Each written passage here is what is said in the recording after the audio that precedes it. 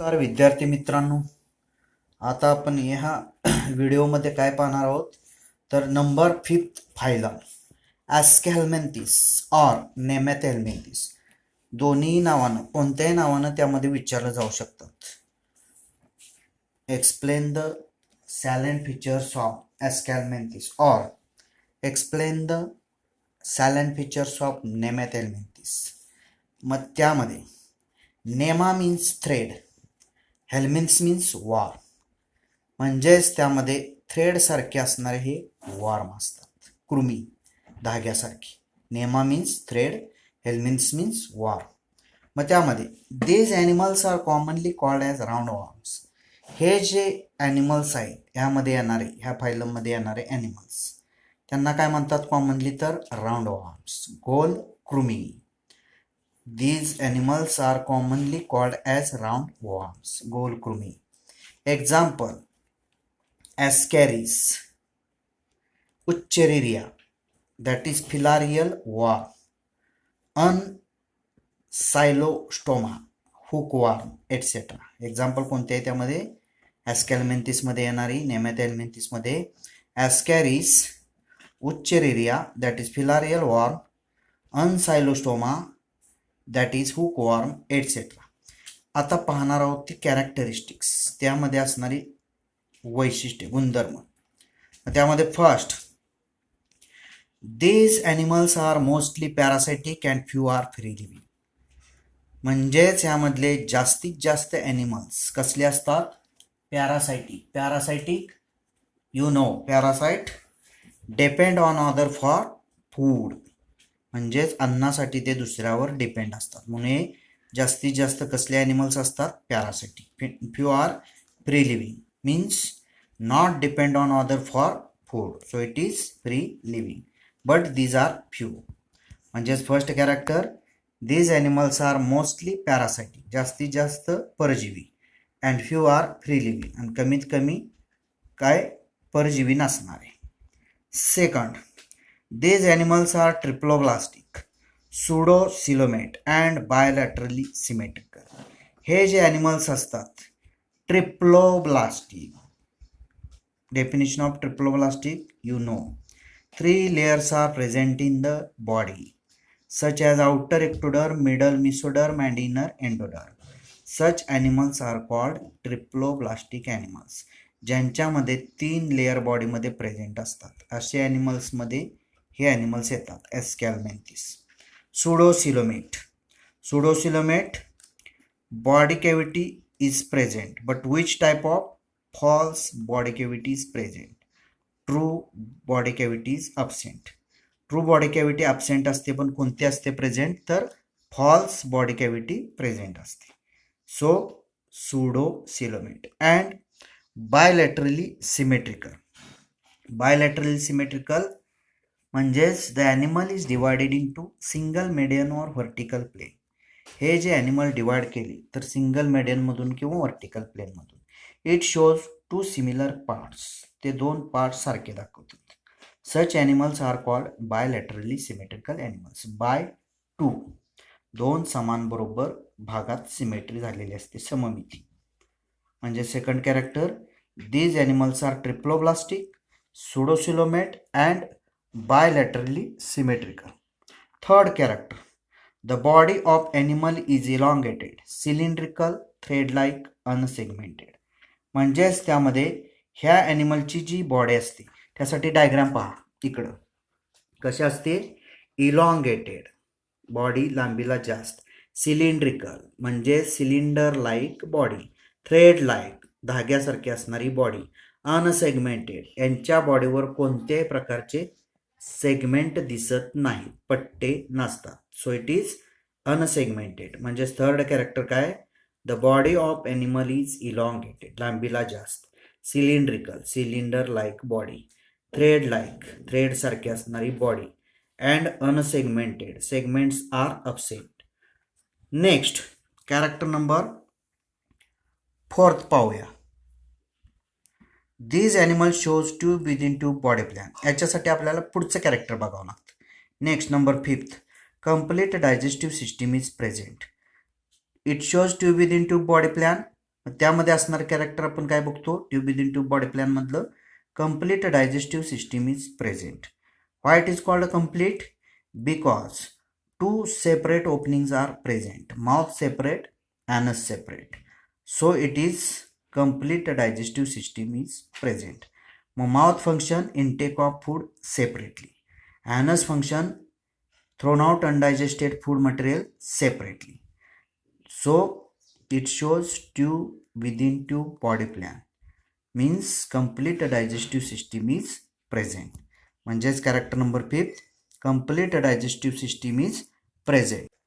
Next, number 6th, pharynx is well developed and muscular. pharynx म्हणजे घशाची थोडक्यात त्यांची पोकळी कशी असते, वेल डेव्हलप्ड असते, म्हणजे डेव्हलपमेंट चांगली झालेली असते. And muscular. Why it is called muscular? Because in pharynx muscles are present. त्या pharynxमध्ये काय प्रेझेंट असतात? मसल. So muscular. म्हणजेच character number 6, pharynx is well developed and muscular. Character number 7. Excretion takes place by canals or gland cells and it eliminates excretory products through excretory pores. Excretion तुम्हाला आता बऱ्याच वेळा झालेला आहे, माहित आहे. एक्सक्रिशन म्हणजेच थ्रोन आउट एक्सक्रेटरी मटेरियल, काय एक्सक्रेटरी प्रॉडक्ट असेल ते बाहेर फेकलं जातं. मग ते एक्सक्रिशन कशामार्फत होत असतं? कॅनॉल्स ऑर ग्लँड सेल्स, कॅनॉल्स किंवा ग्लँड सेल्स मार्फत एक्सक्रिशन घडतं. And it eliminates, eliminate means काढून, रिमूव्ह, काढून टाकणं. Eliminates excretory products through excretory pores. आणि ते जे इथं ह्याच्यामार्फत तयार झालेले कॅनॉल्स आणि ग्लँड सेल्स मार्फत जे काय एक्सक्रेटरी प्रॉडक्ट तयार होतील ते बाहेर टाकण्याचं काम कोण करत असतं? एक्सक्रेटरी पोर्स, म्हणजे उत्सर्जन करणारी काही छिद्र असतात बॉडीवर, ते काम करत असतात. म्हणजे 7th पॉईंट, एक्सक्रिशन, एक्सक्रिशन उत्सर्जन takes place by canals or gland cells. मग त्यामध्ये याच्यावर सुद्धा MCQ येऊ शकतो. In Aschelminthes or Nemathelminthes excretion takes place by dot dot dot. मग तिथं त्याचे ऑब्जेक्टिव्ह येणार, कॅनॉल्स येईल किंवा ग्लँड सेल्स, त्याच्याबरोबर इतर 3 येणार. लक्षात ठेवा, 1 मार्कला काय केलं जातं? MCQ विचारला जाऊ शकतो. मग किंवा write the function of canals or gland cells in Aschelminthes. Aschelminthes मधले कॅनॉल्स आणि ग्लँड सेलचं फंक्शन काय? तर त्यामध्ये काय आहे त्यांचं function? Excretion takes place by canals or gland cells. Excretion जे घडतं ते कॅनॉल्स किंवा ग्लँड सेल्स मार्फत घडतं. And it eliminates excretory products through excretory pores. आणि ते तयार झालेले जे एक्सक्रेटरी प्रॉडक्ट आहे जे बाहेर टाकायचं असतं ते बाहेर कशामार्फत टाकलं जातं? एक्सक्रेटरी पोर्स मार्फत. हा झाला 7th point. Next character 8th, nervous system consist nerve ring and nerves. आणि यांची जी नर्वस सिस्टीम असते, मज्जा संस्था थोडक्यात किंवा चेता संस्था, त्यामध्ये काय नक्की मेन पार्ट असतात? एक नर्व रिंग असते आणि दुसरी नर्व्ह असतात. म्हणजे त्यामध्ये असणाऱ्या काय वाहिन्या, केश तंतू थोडक्यात. 8th, nervous system consist nerve ring and nerves. एक रिंग सारखं स्ट्रक्चर आणि दुसऱ्या नर्व्स, मज्जा तंतू किंवा केश तंतू काहीही त्याला म्हणतात. 9th, these animals are unisexual, that is sexes are separate. आणि हे जे ॲनिमल्स आहेत हे कसले असतात? Unisexual. Unisexual means sexes are separate, means single sex present in single body. एका बॉडीमध्ये एक सेक्स, मग मेल सेपरेट, फिमेल सेपरेट असतो. म्हणजेच character number 9th, these animals are unisexual, that is sexes are separate. Example त्याचं आपण चांगले घेतलेलं आहे, ॲस्कॅरिस. मग ॲस्कॅरिसची डायग्राम बघा, हा मेल आहे, मेल ॲस्कॅरिस, आणि दुसरा आहे तो फिमेल ॲस्कॅरिस आहे. त्यांची नावं बघा, त्यामध्ये नावं माउथ फर्स्ट पार्ट, त्याच्या खाली लॅटरल लाईन, बरोबर जर ॲस्कॅरिस बघितला असेल तर लॅटरल लाईन मध्यावर असते, एक डार्क रेषा. इथं ॲनस म्हणजे mouth present at apex. Mouth कुठं प्रेझेंट असतं? अपेक्सला, टोकाला. ॲनस प्रेझेंट ॲट बेस आणि ॲनस जे प्रेझेंट असतं ते कुठं असतं बेसला. तसंच मेलमध्ये पण माउथ ॲनस, यांच्यात फिमेलमध्ये माउथ ॲनस. नंतर penial setae only present in male, मेलमध्ये पेनियल सिटी प्रेझेंट असतात. हे झाले मेल आणि फिमेल ॲस्कॅरिस. त्याच्याबद्दलचे आता कॅरेक्टर बघायची. त्यामध्ये first, it shows sexual dimorphism, that is it shows difference between colour, shape, size and its structure of male and female of same species. जर define the टर्ममध्ये sexual dimorphism विचारलं तर definition सांगता आले पाहिजे. हे ॲस्कॅरिस जे असतात ते काय दाखवतात, सेक्शुअल डायमॉर्फिझम दाखवतात.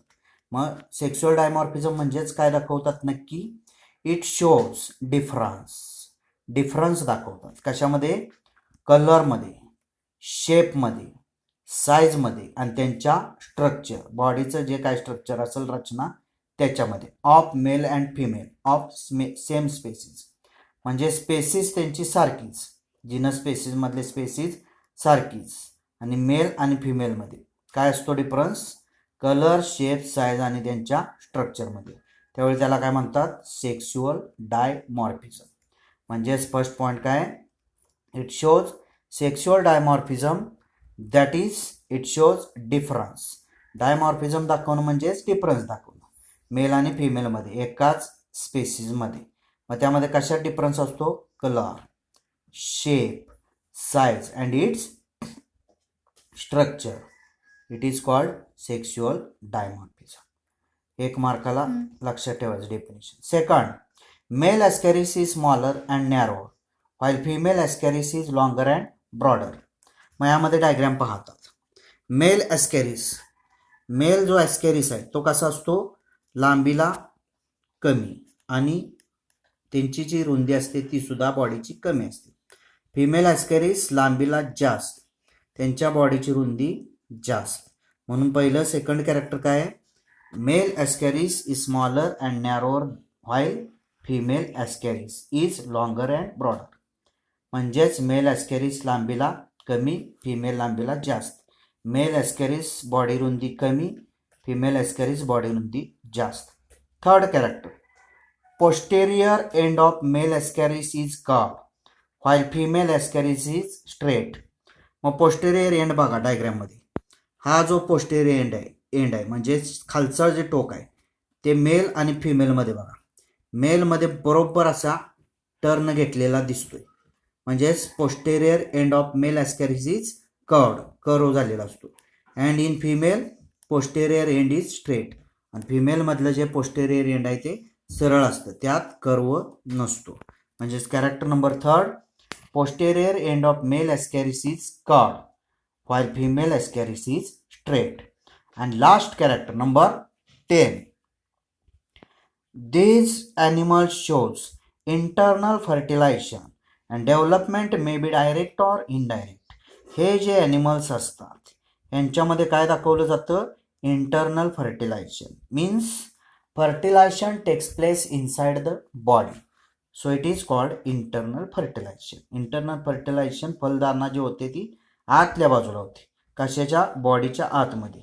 म्हणजे हे जे ॲनिमल्स आहेत ते स्वतःच्या बॉडीच्या आतमध्ये इंटरनल फर्टिलायझेशन दाखवतात.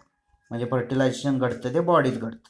And development may be direct or indirect. आणि यांच्या जे डेव्हलपमेंट असतात त्यांचे जे काय असतील ते यंगवन्सचे ते डायरेक्ट होऊ शकते किंवा इनडायरेक्ट. म्हणजेच character last number 10, these animal shows internal fertilization and development may be direct or indirect. हा झाला नंबर 5th फायलम ॲस्कॅल्मेंथिस ऑर नेमॅथेल्मेंथिस.